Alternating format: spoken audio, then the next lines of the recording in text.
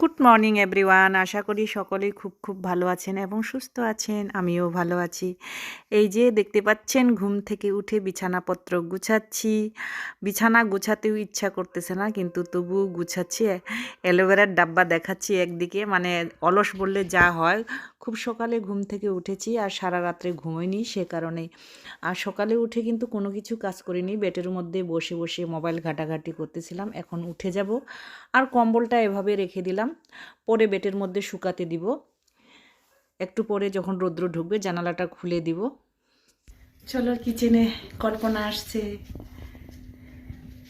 পর্দাটা সরিয়ে দিলাম। হাই, আমি আইসে বাসন মাজতেছি। বাসন মাজা হয়ে গেলে ঘর ঝাড়ু দিয়ে বাবু উঠবো, তারপর চলে যাবো। অনেকদিন পর দেখা হলো নাকি? অনেকদিন পরে দেখা হলো।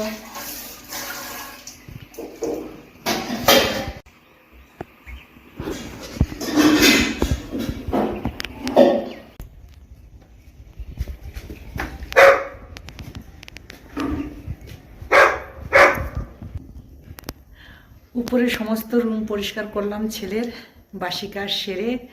এখনও খাওয়া দাওয়া হয়নি, সকাল থেকে স্নান দান করলাম, পূজা করলাম, এখন রান্না বসিয়েছি, ভাত ডাল হাজব্যান্ড বসিয়ে দিয়েছে। এখন চলো কিচেনে তোমাদের সঙ্গে শেয়ার করছি কি করছি।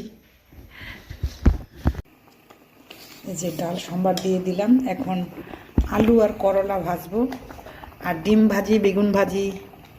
এই হচ্ছে আলু করলা, আর এখানে হচ্ছে বেগুন ভাজা। ভাত হয়ে গেছে, খাওয়া দাওয়া হয়ে গেল। এখন বেডরুমে আসছি রেস্ট নিতে। এতটাই ঠান্ডা লাগতেছে, স্নান করে পূজা করে সোয়েটার পরে। খাওয়া দাওয়া হয়ে গেল, এখন বেডরুমে আসলাম। চলো, কানেরটা খুলছি, তখন মানে সোয়েটারের লেগে খুলে গেছে, তাই খুলে রাখলাম, পরিনি কীরকম লাগতেছে। এত বড় কানেরটা না পরলে। মিস্টার ভৌমিক আর আমি কোথায় না কোথায় ঘুরে আসলাম। এই যে এখানে শাড়ি দেখা যাচ্ছে, এই শাড়িটা কোমরে বাঁধছি, বেল্ট ঢিলা হয়ে গেছে আমারই শাড়ি বলতেছি, এটা আমার দিদার শাড়ি। মিস্টার ভৌমিক কাজ করতেছে এখানে। ওই যে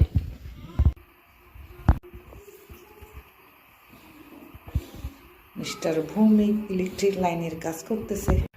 রুটি করা হয়ে গেল, তোমাদের সঙ্গে শেয়ার করতে ভুলে গেছি। এই দেখো হাতে আটা, এই যে রুটি করা হয়ে গেল। এই দেখতে পাচ্ছেন হাতে আটা, ভুলেই গেলাম শেয়ার করতে। আটা মেখে রুটি করে নিলাম। এখন দেখি কি করি খাবার। রুটির সঙ্গে কি খাবে? তখন তো শুধু করলা ভাজা আর আলু ভাজা করছি, শুধু আমাদের দুজন, ছেলেও নেই বাড়িতে, সে কারণে। চলো, এবার রুটি করে নিলাম। রুটিটা গোলু বাবা আরও খেয়ে নেবে, আমি আর রুটি খাচ্ছি না, ভাতেই খাবো। দেখি ভাতের সঙ্গে কি খাওয়া যায়। এই যে লঙ্কা পুড়ে নিলাম, পেঁয়াজ কাটলাম, আলু সিদ্ধ করলাম। আলু সিদ্ধ করে এই যে এটা বিকালবেলায় ভাবছিলাম করবো, আর রাত্রে করে নিলাম। আর ফ্রিজ থেকে পনিরও বের করলাম, এটা গরম করে নিব।